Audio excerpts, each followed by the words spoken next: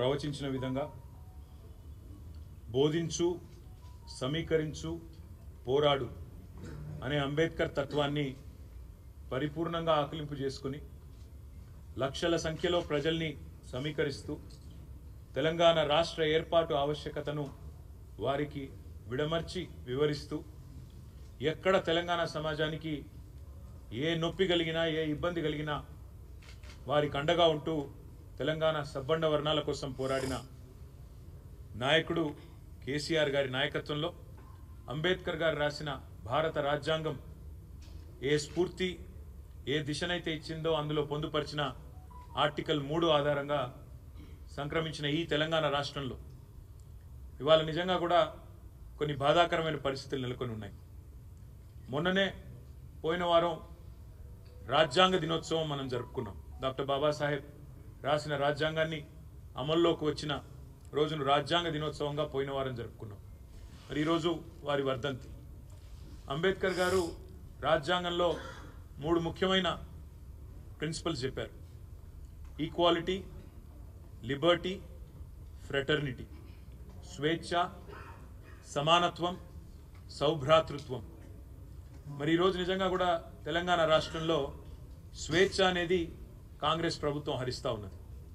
అంబేద్కర్ బతికున్నప్పుడు అవమానించింది ఇదే కాంగ్రెస్ పార్టీ. అంబేద్కర్ జీవించి ఉన్నప్పుడు అవమానించింది ఇదే కాంగ్రెస్ పార్టీ.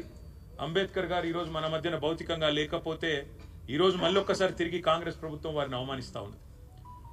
ప్రపంచంలో ఎక్కడా లేని విధంగా 125 అడుగుల నిడివితో బ్రహ్మాండంగా కేసీఆర్ గారు హైదరాబాద్ నడిబొడ్డున హైదరాబాద్లో ఉన్న తెలంగాణ సచివాలయానికి వారి పేరు పెట్టడమే కాదు, తెలంగాణ సచివాలయానికి డాక్టర్ బాబాసాహెబ్ గారి పేరు పెట్టి గౌరవించడమే కాకుండా ఆయన స్ఫూర్తితో నిరంతరం అక్కడ కూర్చునే పాలకులు పరిపాలించాలని ఎల్లవేళలా ఆయన మనకు దిశానిర్దేశం చేసే విధంగా అక్కడికి కొన్ని కేవలం కూతవేటు దూరంలోనే అంబేద్కర్ గారి విగ్రహాన్ని అద్భుతంగా ఏర్పాటు చేశారు.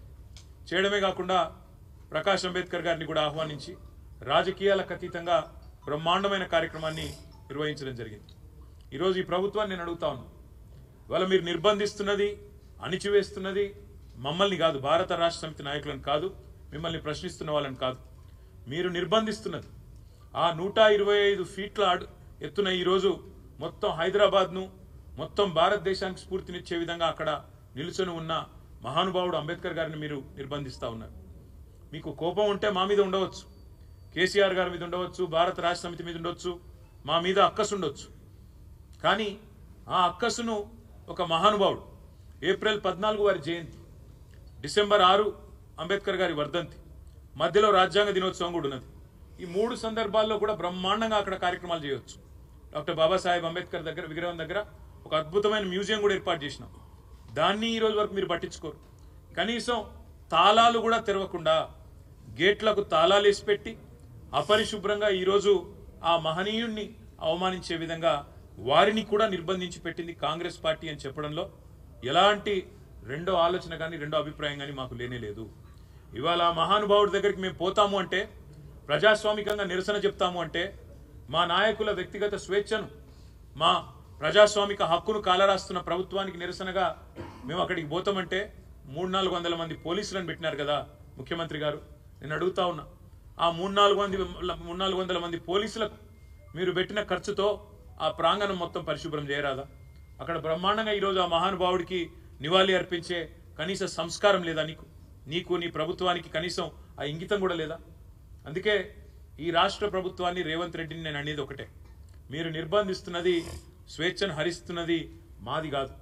డాక్టర్ బాబాసాహెబ్ అంబేద్కర్ భారతరత్న ఆయన సామాన్యుడు కాదు, ఒక అసామాన్యుడు. ఈరోజు ప్రపంచవ్యాప్తంగా విశ్వవిఖ్యాత మేధావుల్లో ఒకటిగా గుర్తించబడ్డవాడు. ప్రపంచంలోని గొప్ప విశ్వవిద్యాలయాలు, హార్వర్డ్ అలాంటి విశ్వవిద్యాలయాలు కూడా అంబేద్కర్ గారిని తలుచుకొని వారి విగ్రహాలు పెట్టుకుని ఇవాళ కూడా కొలుచుకుంటా ఉన్నాయి. ఆక్స్ఫర్డ్లో కూడా వారి విగ్రహం ఉంది. మరి అట్లాంటి అంబేద్కర్ గారి ప్రపంచంలోనే అతిపెద్ద విగ్రహం మన హైదరాబాద్లో ఉంటే, నీ సెక్రటేరియట్కు 4 అడుగుల దూరంలో ఉంటే, నీకు అక్కడికి వెళ్ళి నివాళులు అర్పించే సంస్కారం లేని ఒక కుసంస్కారి నువ్వు అనే మాట కూడా నేను విజ్ఞప్తి చేస్తా ఉన్నాను. అంతేకాదు ఈరోజు భారత రాష్ట్ర సమితి తరపున డాక్టర్ బాబాసాహెబ్ వర్ధంతి రోజు సూటిగా ముఖ్యమంత్రి గారిని కొన్ని ప్రశ్నలు నేను అడగదలుచుకున్నాను. డాక్టర్ బాబాసాహెబ్ అంబేద్కర్ విగ్రహాన్ని 125 ఫీట్ల విగ్రహాన్ని నిర్లక్ష్యం చేయడం వెనుక నీకున్న ఉద్దేశం ఏంది? ఇది ఆయన ఆలోచన విధానాన్ని ఒక రకంగా అవమానించడమా, లేదా నీ కాంగ్రెస్ పార్టీ అధినాయకత్వం పెద్ద నాయకులందరూ ఇక్కడ ఎవరెవరైతే ఉన్నారో అంబేద్కర్ గారు కావచ్చు, లేదా మా తెలంగాణ బిడ్డ పివి నరసింహారావు గారు కావచ్చు, ఎట్లయితే కాంగ్రెస్ అధినాయకత్వం మొదటి నుంచి అవమానాల పాలు చేస్తూ వచ్చిందో మీ పైనుంచి వచ్చిన డైరెక్షన్ హైకమాండ్ నుంచి ఏమైనా ఉన్నదా చెప్పాలి మీరు. లేకపోతే ఆయన ఈ రకంగా అవమానించాల్సిన అవసరం ఏముంది ఆలోచన చేయాలి. అదే మాదిరిగా మీరే అన్నారు కేసీఆర్ గారు దళిత బంధు అనే ఒక విప్లవాత్మకమైన పథకం తెస్తే దళిత బంధు కాదు మేము అంబేద్కర్ అభయహస్తం తెస్తున్నాం అని అంబేద్కర్ గారి పేరు పెట్టే మీరు మీ మేనిఫెస్టోలో ప్రకటించినారు.